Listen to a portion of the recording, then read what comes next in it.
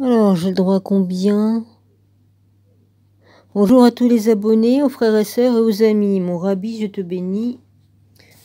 Ainsi que, voilà, tout le monde. Alors, je continue sur Enoch.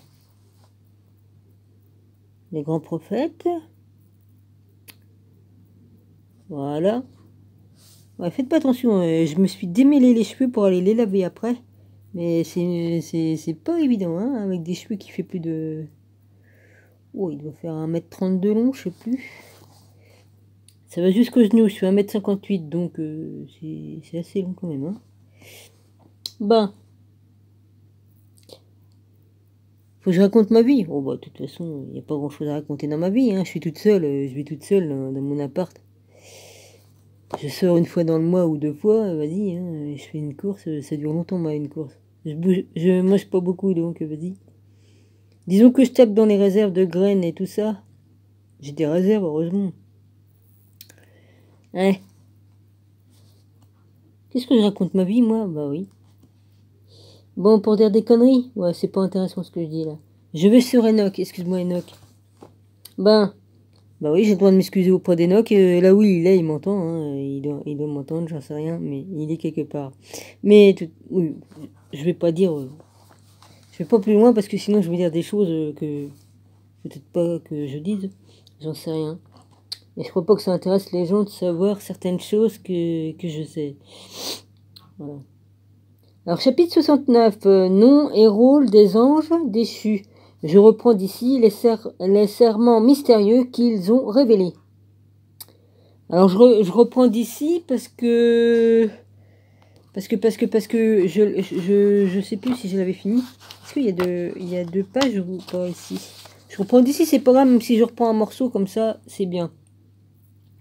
Alors, voici le nom de ces anges.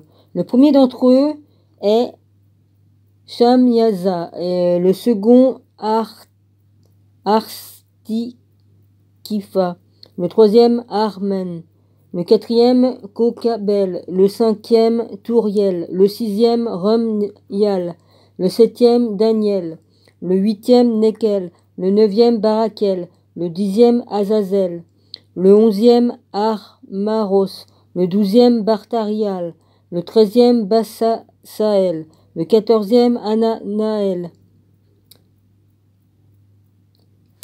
le quinzième Touriel, le 16e Simapixiel, Simap ou Simapiciel, ça dépend comment on peut... Oui, enfin bref. Le 17e Yétariel, le 18e Tumaël, le 19e Tariel, le 20e Rumaël, le 21e Azazel. Ce sont des chefs. Ce sont les chefs, pardon. Ce sont les chefs. Voici maintenant les chefs à la tête des groupes de 10, 100 et 50. Le premier est Yekan. Alors, Y-E-Q-O-N. C'est lui qui détourna tous les fils de Dieu et les fit descendre sur la terre par l'entremise des humaines. Le second a pour nom Asbel. A-S-B-E-E-L. Il donna de mauvais conseils aux anges et les entraîna à s'unir aux femmes, ce qui a donné les Néphilim. Le troisième s'appelle Gabriel. Il séduisit Ève, montra aux hommes comment infliger des blessures mortelles et leur apprit à fabriquer boucliers, cuirasses et épées, ainsi que tous les instruments de mort pour se battre. Par son entremise, ils sont venus chez les humains. Le quatrième ange s'appelle Pénemuel. Il enseigna aux hommes à distinguer la mer du sucré et leur montra toute la science angélique.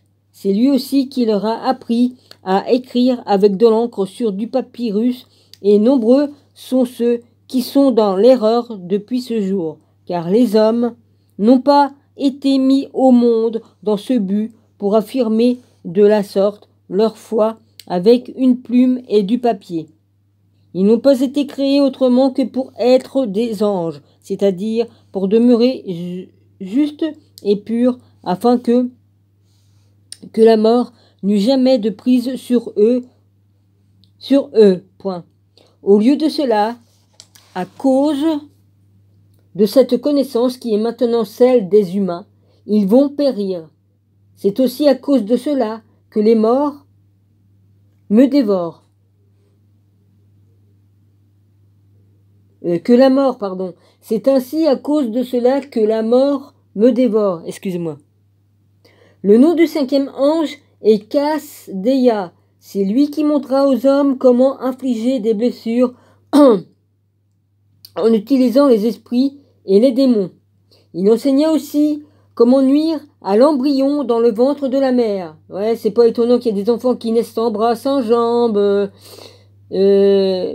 puis toutes les monstruosités qu'ils peuvent avoir, les pauvres enfants qui sont complètement déformés de la tête, ou enfin bref, c'est lui qui fait tout ça. Eh ben, je dis que des vérités, hein, puisque c'est écrit noir sur blanc, là. Qui montrait aux humains comment infliger des blessures, et puis il enseignait aussi comment nuire à l'embryon dans le ventre de la mère. Ça parle aussi d'avortement, alors, vas-y. Il enseignait aussi comment nuire l'embryon dans le ventre de la mère afin que celle-ci avorte. Il leur a appris à blesser les âmes,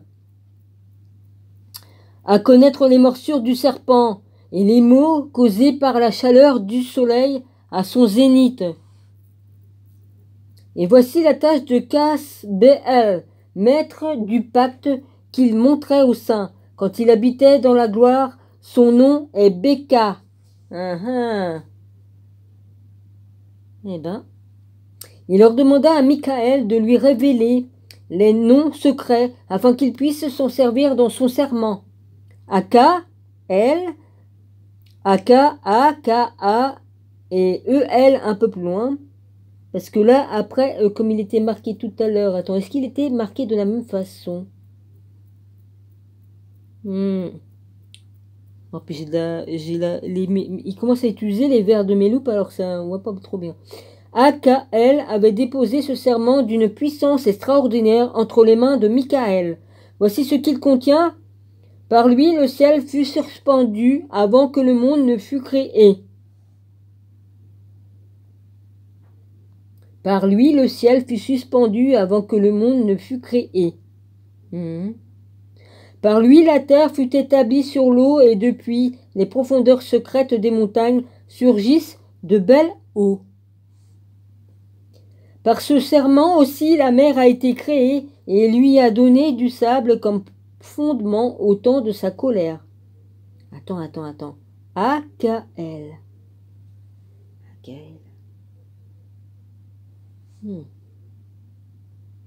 J'ai bien compris qu'est-ce que je suis en train de comprendre.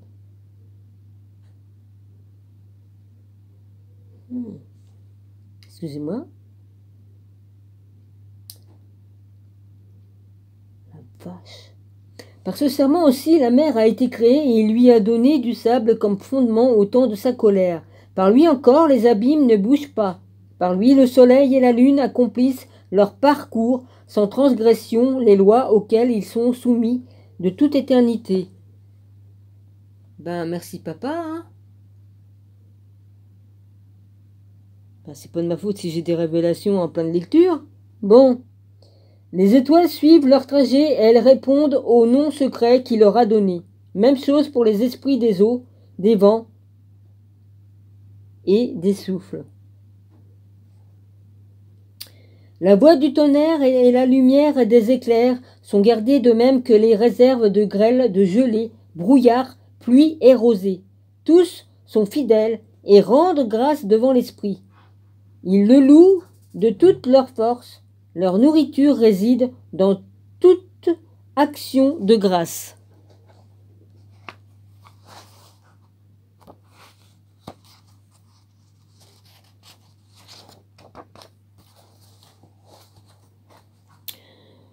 Ce serment les tient de toute sa puissance par lui. Ils sont conservés, préservés de toute déviation et destruction.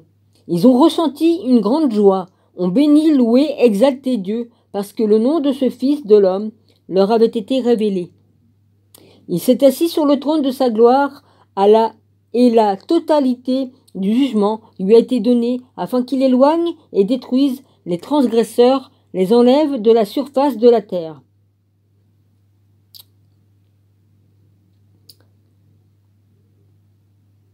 Ils seront ligotés et détruits, on les enfermera et toutes leurs œuvres disparaîtront de la surface de la terre. Dès lors, il n'y aura plus rien de corruptible, car ce Fils de l'homme est apparu et s'est assis sur un trône entouré de gloire. Tout le mal disparaîtra, tandis que sa parole restera devant l'Esprit. C'était la 3e parabole d'Hénoch. Chapitre 70. Élévation d'Hénoch aux cieux. Il reste combien de temps? Oh, bah dis donc. Chapitre 70. Élévation d'Hénoch aux cieux. Après cela, moi, Hénoch, j'ai été emporté de mon vivant, transporté devant le Fils de l'homme, et l'Esprit bien loin des habitants de la terre. J'ai été emporté par le vent, et mon nom disparut. À partir de ce jour, je ne fis plus partie des habitants de la terre. Dieu me fit asseoir entre deux régions, là où les anges avaient emporté des cordes, afin de mesurer pour moi le séjour des élus et des hommes droits. Et c'est là que je vis les premiers hommes, tous nos ancêtres et les saints qui résident en ce lieu depuis le début des temps. Alors 111 Jean 5, 22. Car le Père ne juge personne, mais il a donné tout le jugement au Fils. Voilà, tout pouvoir mon Père m'a donné, c'est ce qu'il a dit, Jésus. Ça veut bien dire ce que ça veut dire, là, ici, là. Car le Père ne juge personne, mais il a donné tout le jugement au Fils. Tout pouvoir a été donné au Fils de l'homme, Jésus, qui est le Fils de l'homme, Jésus, qui est Dieu aussi. Oui. 112 Matthieu 19, 28. Et Jésus leur dit, en vérité, je vous dis que vous qui m'avez suivi dans la régénération, c'est ça, quand le Fils de l'homme se sera assis sur le trône de sa gloire, vous aussi vous serez assis sur 12 trônes, jugeant les 12 tribus d'Israël. Amen.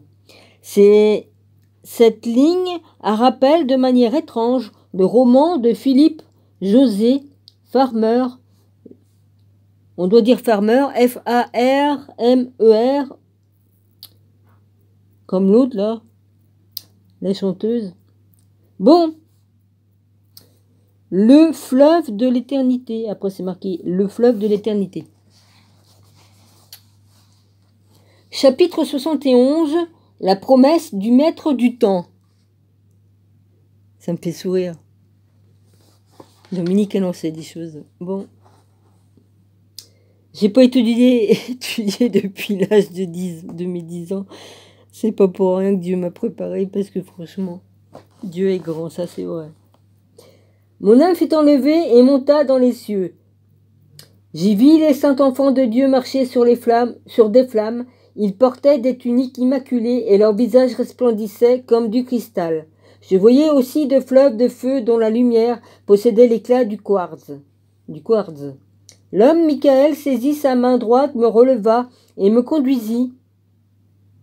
Saisit ma main, excusez-moi. Je sais pas si j'ai dit ça. L'ange Michael saisit ma main droite, me releva et me conduisit au mystère de la compassion et de la droiture. Il me montra aussi toutes les réserves d'étoiles, de lumière, ainsi que les lieux d'où elles apparaissent en présence des saints. Mon esprit fut transporté à nouveau, et je me retrouvai au milieu du ciel. J'y vis une sorte de maison faite de cristaux mélangés à des langues enflammées. Mon esprit vit aussi un cercle de feu, et qui s'étendait de ses 4 coins jusqu'à ces fleuves de feu tournant en cercle. Plus près se tenaient le séraphin, le chérubin et les ophanimes qui veillent sans cesse et gardent le trône de Dieu. Il y avait là des anges innombrables, des milliers et des milliers qui entouraient cette maison. Michael, Raphaël, Gabriel, Phanuel étaient là accompagnés d'autres anges. Je les vis sortir en compagnie des myriades et de myriades d'anges. Je vous salue. J'ai le droit de saluer. Bon. À leur tête se trouvait le maître du temps. Ses cheveux étaient d'un blanc pur, comme la laine, tout comme ses vêtements impossibles à décrire. Je le salue aussi. Je tombai à genoux, tout mon corps s'affaissa, et je me mis à crier et à le bénir du fond de mon cœur. Le maître du temps trouva ces bénédictions agréables et il s'approcha de moi avec Michael, Raphaël. Moi, j'ai corné mon livre. J'ai horreur de corner mes livres. Michael, Gabriel, Phanuel et des milliers d'autres anges. Il me salua puis me dit: Toi, tu es un fils d'homme qui a été engendré dans le respect des lois. Le maître du temps ne t'abandonnera pas. Et il ajouta: Dieu appellera sur toi la paix pour l'avenir, car c'est de là qu'elle provient. Depuis la création du monde, ainsi elle sera sur toi à jamais. Elle marchera avec toi sur toutes les routes que tu emprunteras, et jamais tu ne quitteras le droit chemin. Tout cela vivra en toi et ne te quittera jamais. De longs jours s'écouleront en compagnie de ce Fils de l'homme. La paix, le droit chemin seront le lot des justes au nom de Dieu et pour l'éternité. Et je dis Amen. Amen. Il me reste encore combien? Oh. Chapitre 72. Traité d'astronomie, la loi du soleil. Chapitres qui ont existé, la curiosité. E-X-C-I-T-E. Excité ou exister? Merde, je sais même plus lire, moi, vas-y. Dominique reprend des cours.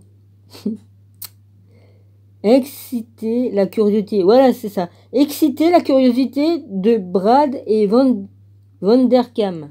Bon, ça, c'est des auteurs de machin.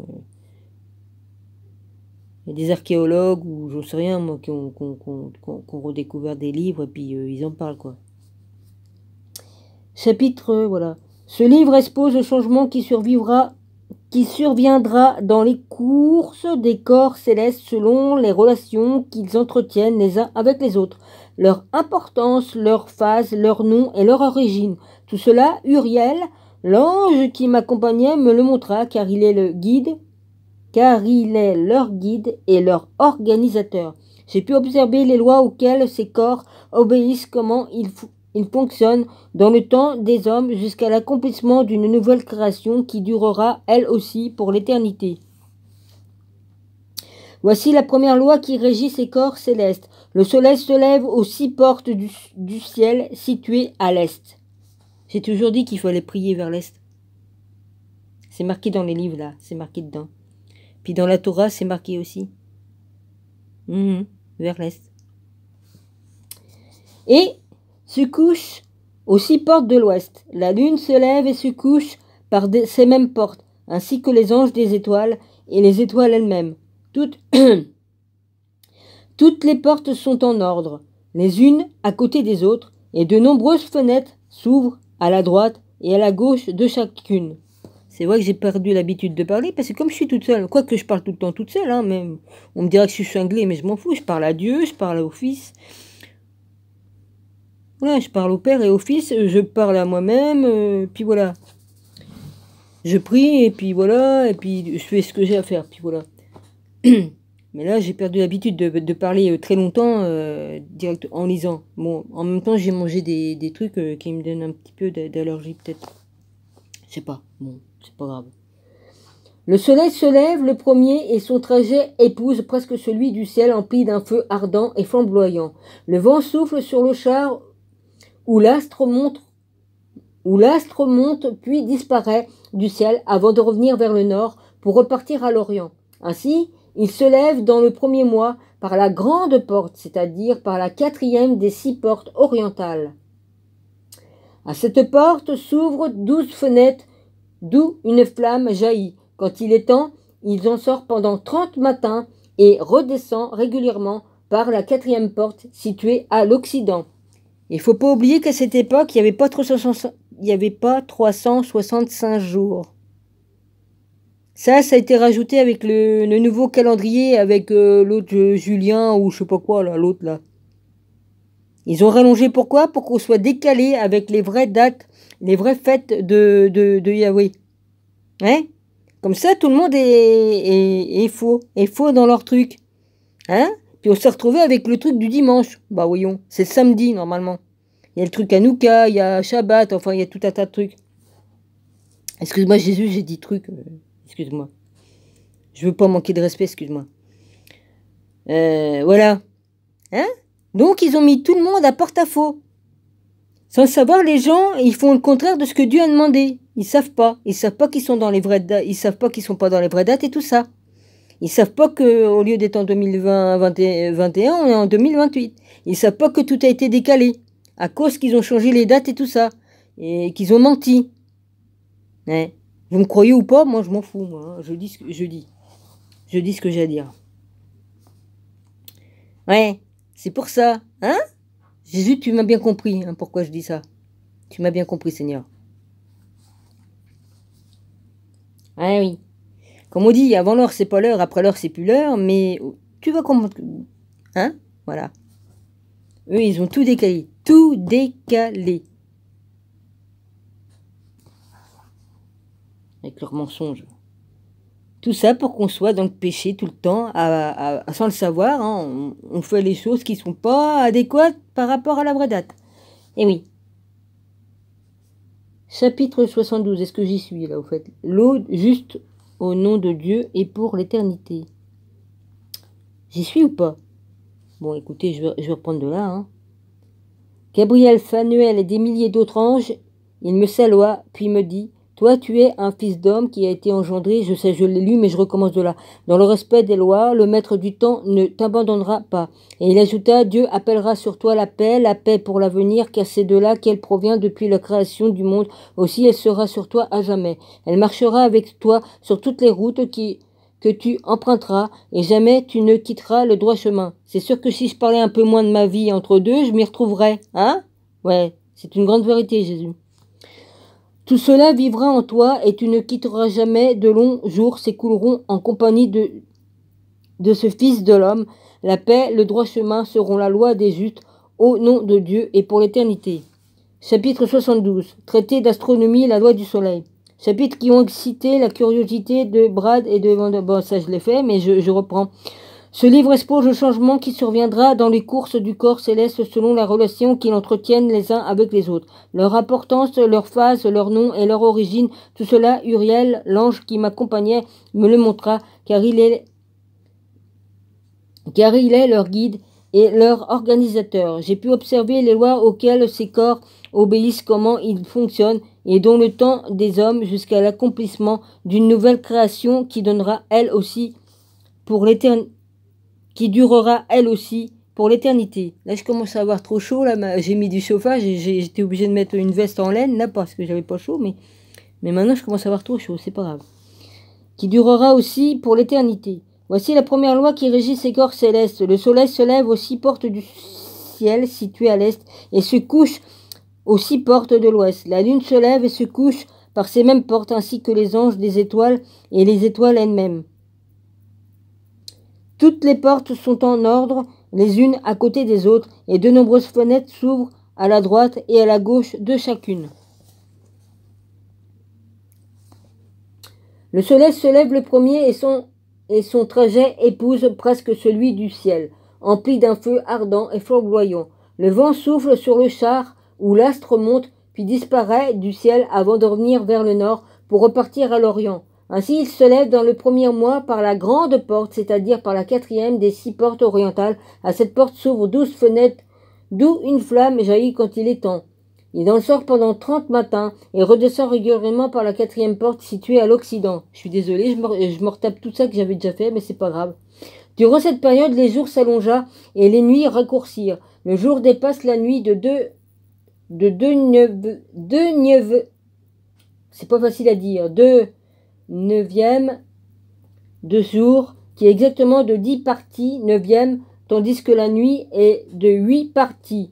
Puis le soleil se lève et se couche pour la 5e porte pendant 30 jours. Alors le jour dépasse la nuit de 2 parties. Il est de 11 parties, tandis que la nuit est de 7 parties. Le soleil revient alors à l'Orient pour entrer par la 6e porte durant 31 jours. En cette période, le jour est plus long que la nuit, du double. Le jour est de 12 parties, tandis que la nuit n'en a que 6. Ensuite, le soleil s'élève pour que le jour raccourcisse et pour que la nuit s'allonge. Il entre par la 6e porte pendant 30 jours. Le jour diminue, il est de 11 parties et la nuit de 7. Il se lève et se couche par la 5e porte pendant 30 matins. Alors le jour diminue de 2 parties, il est de 10 parties et la nuit de 8. Ensuite, le soleil se lève par la 4e porte, équinoxe, pendant 31 matins et se couche à l'Occident. À cette époque, le jour est égal à la nuit. Ils sont de 9 parties. Puis il revient à l'Orient, se lève et se couche par la 3e porte pendant 30 matins. Alors la nuit est plus, c'est les bonnes 169, page 169, est plus longue que le jour. La nuit est de 10 parties et le jour de 8. Il revient alors à l'Orient, se lève et se couche par la 12e porte pendant 30 matins. Le jour est de 7 parties et la nuit de 11. Après, il revient à l'Orient par la 1re porte pendant 31 matins. La nuit est alors le double du jour. 12 parties contre 6 pour le jour. Le soleil a accompli son parcours à travers différentes maisons. Il tourne sur lui-même et repasse par une porte pendant 30 jours. À ce moment, la nuit diminue de 1/9. Elle est de 11 parties et le jour de 7. Le soleil est revenu dans le 12e porte à l'Orient. Il revient dans cette maison pendant 30 matins. Et ce temps-là, la nuit est de 10 parties et le jour de 8. Puis le soleil revient à l'Orient et il se lève pour la 3e porte pendant 31 matins et va se coucher de l'Occident. La nuit diminue alors. Elle est de 9 parties et le jour aussi. Jour et nuit sont égaux et l'année est exactement de 364 jours. Pourquoi vous marquez ça? Dans le truc salvonique, vous avez marqué qu'il était de 360. C'est bizarre ça. C'est le soleil qui différencie la longueur des jours et de nuit. À cause de cela, sa course est plus longue de jour en jour et plus courte de nuit en nuit. Hein? Voici la loi qui régit la course du soleil lorsqu'il se lève et revient 60 fois. Là, je comprends rien, mon rabbi. J'irai voir dans l'autre livre, hein, j'en ai 2. Hein, j'ai le... Ça me titille l'esprit, là. Je me dis, Dominique, quand même, je l'ai lu. Hein. Cet astre est nommé comme l'a ordonné le maître de l'univers. Il ne diminue ni ne se repose jamais, mais se meurt le jour comme la nuit. Se meut, pas se meurt. M-E-U-T. Se meut le jour comme la nuit, et sa lumière brille 7 fois plus que celle de la lune. Toutefois, leur dimensions à tous deux sont égales. Chapitre 73. Première loi de la lune. Ses phases. Après cette loi, j'ai découvert celle de la lune. Sa course s'inscrit dans celle du ciel. Le vent souffle sur le char sur lequel elle monte, et la lumière lui est donnée avec 0028 56. Bah, avec cette vidéo d'enlever, ça fait beaucoup de place. Après cette loi, la lune, ouais, lui est donnée avec mesure. Pendant un mois, son lever et son coucher changent. Ses jours sont comme ceux du soleil. Et quand elle est pleine, elle représente 1/7 de lumière du soleil. Voici comment elle se lève. 1/7. 7. De la lumière du soleil. Voici comment il se lève. Son premier quartier apparaît à l'Orient, le 3e jour de la phase du soleil. 1/7 seulement de la moitié de son disque est visible et tout le reste est caché sans lumière. Exception donc pour ce 7e, c'est-à-dire 1/14 de sa partie éclairée. Et quand elle reçoit 1/7 et demi de sa lumière, celle-ci étant le 13e partie et demi de tout. La lune se couche vers le soleil, et quand celui-ci se lève, la lune se lève avec lui et prend une demi-part de lumière. Je sais, il y en a, ça va les tanner que ce que je lis, mais il faut que je lise tout. Je l'ai déjà fait sur mon ancienne chaîne et je recommence. Mais en cette nuit, au commencement de son matin, commencement du jour lunaire, la lune se couche avec le soleil et se retrouve dans l'obscurité pour 13 parties et demie. À cette époque, elle brille d'un septième de la moitié de son disque exactement, et elle se lève et s'incline à l'orient du soleil pendant le reste de ses jours. Elle brille dans les 13 hautes parties. Chapitre 74. Seconde loi de la lune. J'ai vu une seconde aspect de sa course et une autre loi par laquelle elle accomplit sa révolution mensuelle. Tout cela, c'est Uriel qui me le montra, car il est le guide de tous les astres. Je les ai décrits tels qu'ils sont ainsi que l'aspect de leur lumière pendant 15 jours. Septième par septième, sa luminosité croît vers l'est, tandis que son obscurité diminue d'autant vers l'ouest. Dans les mois déterminés, le lieu de son coucher change et elle y accomplit une course particulière. Pendant certains mois, le lieu où elle se couche ainsi que sa course change. Pendant 2 mois, tout comme le soleil, elle se couche par les 2 portes du milieu, la 3e et la 4e. Là, c'est le chapitre 74 que je viens de lire. Je sais pas si je le dis. Excusez-moi. Faudra peut-être moins t'éparpiller, Dominique, hein, à raconter ta vie entre deux, parce que sinon, après, tu t'y retrouves plus. Elle se lève pendant 7 jours, puis se tourne et revient par la porte où le soleil se lève alors qu'elle resplendit de toute sa lumière. Ensuite, elle s'éloigne du soleil et entre pendant 8 jours par la porte où se lève ce dernier. Lorsque le soleil se lève par le 4e porte, la lune se lève se lève elle aussi par cette porte pendant 7 jours, jusqu'à ce qu'elle passe à la 5e de nouveau. Elle revient pendant 7 jours par la 4e, et elle resplendit de toute sa lumière avant de s'éloigner et d'entrer par la 1re porte pendant 8 jours. Une autre fois, elle revient pendant 7 jours par la 4e porte, là où le soleil se lève. Ainsi j'ai vu leur position, comment la lune se lève et le soleil se couche. Ainsi, non, tu l'as lu, Dominique. Au bout de 5 ans, on obtient un excédent de 30 jours. Voilà, au bout de 5 ans, on obtient un excédent de 30 jours concernant le soleil. Chacune de ces 5 années, quand elles sont complètes, compte 364 jours. L'excédent du soleil et des étoiles arrive à 6 jours, ce qui sur 5 ans donne 30 jours. Les parcours de la lune est donc inférieur de 30 jours à celui du soleil et des étoiles. Et la lune régit toutes les années avec exactitude, de sorte qu'elle n'avance ni ne retarde un seul jour, car la succession des phases change l'année avec une rectitude absolue tous les 364 jours. Voilà. Ouais, d'accord. Nous, on compte 365 jours. C'est ça, Rabbi, si je me rappelle bien. Et eux, c'était 364. Pourquoi j'ai dit 360? Bon, bah, c'est moi qui me suis trompé, mais à culpa, hein. Bon, ben, je continue, on va bien voir, hein. Il y a donc pour 3 années solaires 1092 jours et pour 5, 1820 jours. Si bien qu'il y a pour 8 ans 2912 jours. En ce qui concerne la Lune, ces jours arrivent en 3 années lunaires, à 1062 jours, et en 5 ans, elle en a perdu 50 par rapport au Soleil. Pour 5 ans, cela fait 1770 jours et 2832 pour 8 ans. Pour 8 ans, cela fait donc un déficit de 80 jours. De l'autre côté, je ne sais pas si j'ai lu les petits machins qui sont écrits dessous. Non, il n'y en a pas. Là, il y en a, là.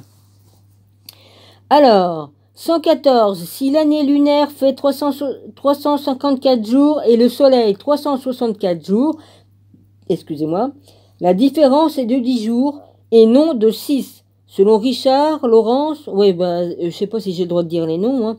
Il faudrait comprendre que l'année solaire fait 360 jours pour obtenir une différence de 6 jours. À ce moment, les jours intercalaires ne seraient pas comptés. Un passage difficile qui mérite une soudaine inspiration, comme celle obtenue par, je mets pas les noms, mais là où l'année de à 360 jours s'expliquerait pleinement, c'est avec ce livre je dis pas, Monsieur Véliscon, j'ai pas le droit de le dire, monte en collision. Monde en collision. Oui, le monde en collision, je l'ai lu, c'était génial. 360 jours s'expliquerait pleinement. C'est avec le livre Monde en collision, qui explique qu'avant la naissance de la planète Vénus, la Terre n'avait que 360 jours à lire absolument. Oh bah je l'ai lu, je sais pas combien de fois. Et l'année s'accomplit régulièrement selon diverses positions de la Lune et celles du Soleil. Combien que j'en suis là?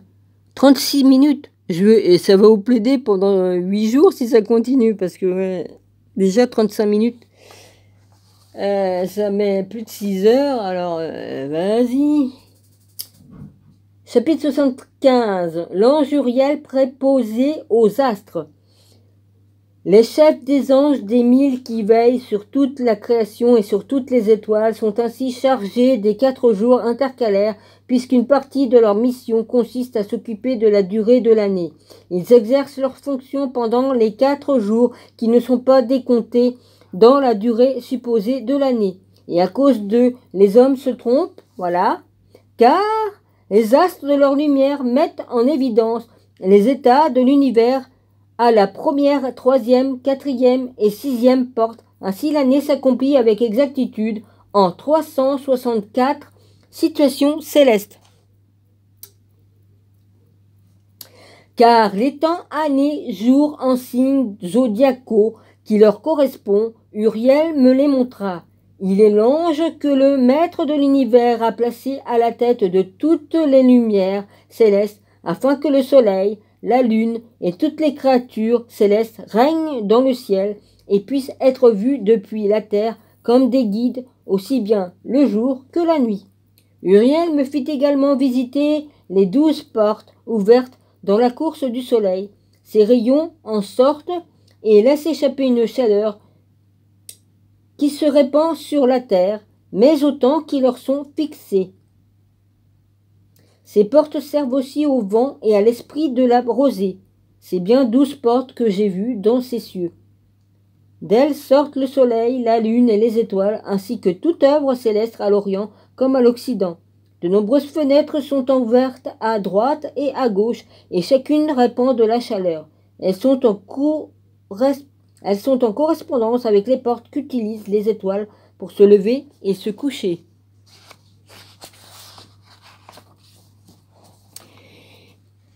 Et j'ai vu dans le ciel des chars transportant des étoiles qui ne se couchent jamais. Il en est plus grand, il en a un plus grand que tous et qui fait le tour du monde entier. Chapitre 76. Les 12 vents et leurs portes. Aux extrémités de la terre, j'ai vu 12 portes ouvertes pour tous les vents qui soufflent sur la terre. 3 d'entre elles s'ouvrent sur le côté est et 3 s'ouvrent sur l'ouest, avec 3 à droite et 3 à gauche. Les 3 premières sont du côté de l'Orient. Il y en a 3 au midi. Les 3 suivantes sont à gauche, vers le nord, et il y en a 3 autres au couchant. Par 4 d'entre elles sortent des souffles de bénédiction et de salut, par les 8 autres des vents de châtiment lorsqu'elles sont envoyées. Il apporte leur ruine aussi bien à la terre et à tous ses habitants qu'à l'eau des océans et à toutes les créatures qui vivent sous sa surface et à l'air libre. Le premier vent appelé oriental surgit par la première porte qui s'incline vers le midi, amenant désolation, chaleur et ruine. Le bien apparaît par la deuxième porte du milieu. Il est accompagné par la pluie qui apporte fertilité, prospérité et la rosée. Du côté du nord, par la troisième, s'échappe le froid et le sec. Après, par 3 autres portes, viennent les vents du midi. Le premier vent chaud émerge par la première porte qui s'incline à l'Orient. Par celle du milieu se répandent des parfums de la rosée, de la pluie, c'est-à-dire le salut et la vie. Par la troisième s'écoule la rosée et la pluie, mais aussi les sauterelles qui causent la désolation. Après eux viennent les vents du nord, celui qui passe par la septième porte. À l'Orient amène la rosée, la pluie et la ruine avec les sauterelles. Celui qui passe par la porte droite au milieu engendre vie et salut, sous forme de pluie et de rosée. La troisième porte à l'Occident fournit des nuages, du givre, de la neige, de la rosée et aussi des sauterelles. À l'Occident, on a 4 vents. Le premier par la première porte nord, transporter la fraîcheur de la rosée et le froid de la neige et du givre. Par celle du milieu jaillissent la rosée et la pluie, qui accordent bonheurs et bienfaits. La dernière porte au midi laisse passer un vent sec et chaud qui cause la ruine et la perdition. Ainsi, le tour est fait des 12 portes par où passent les 4 vents des cieux, et je t'ai montré toutes leurs lois, ainsi que toutes les plaies et toutes les bénédictions qui les accompagnent. Chapitre 77. Les 7 montagnes, les 7 fleuves, les 7 îles. Génial. Surtout comme on sait qu'est-ce que c'est. Bon, la première région est appelée orientale. On appelle la deuxième midi car c'est là que le Très-Haut descendra. La région du couchant s'appelle l'imparfaite, car c'est ici que descendent, affaiblies, toutes les lumières du ciel. La quatrième région, dont le nom est Nord, se divise en 3 parties. D'abord l'habitation des hommes, puis la mer et les eaux. Les abîmes, les forêts, les fleuves, les ténèbres et les nuits, enfin le jardin où la justice est rendue. J'ai vu 7 hautes montagnes, plus hautes que toutes celles que l'on voit sur la terre. D'elles proviennent la gelée, les jours et les années qui constituent le temps. J'ai vu ensuite 7 fleuves sur la terre, plus grandes que tous les fleuves. L'un vient de l'Occident et déverse ses eaux dans la grande mer. Les 2 autres coulent du nord jusqu'à la mer et déversent leur eau dans la mer. Alors E-R-Y-T-H-R-E-E. Érythrée. À l'ouest, les 4 derniers sortent du côté du nord. 2 coulent jusqu'à l'Érythrée, et les 2 autres se déversent dans la grande mer et selon certains dans le désert.